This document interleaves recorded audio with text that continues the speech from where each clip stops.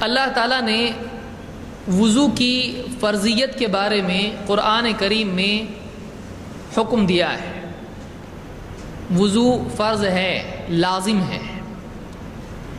اصول الفقہ میں ہم نے بات دیکھی تھی کہ کوئی چیز لازم کب ہوتی ہے؟ جب اللہ کا حکم اس کے لیے ہو یا رسول کا حکم اس کے لیے ہو، تو امر کی وجہ سے، حکم کی وجہ سے کوئی چیز لازم ہوتی ہے۔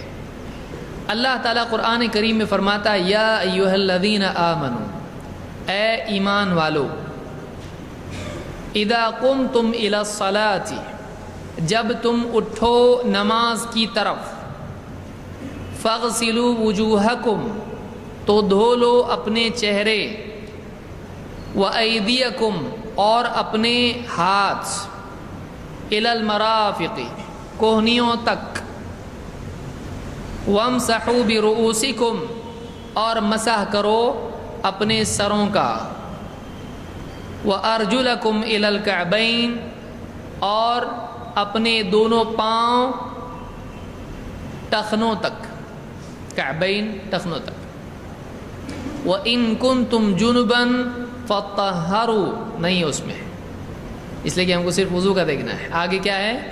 وَإِن كُنتُمْ جُنُبًا فَطَّهَّرُوا، آخر میں آئے گا۔ اور اگر تم جنوبی ہو، جنابت کی حالت میں ہو، تو پھر اچھی طرح سے پاک ہو جاؤ، یعنی کیا کرو؟ غسل کرو۔ غسل کیا؟ غسل یہ آیت ہے جس میں اللہ تعالیٰ نے وضو کی فرضیت کا اعلان کیا ہے۔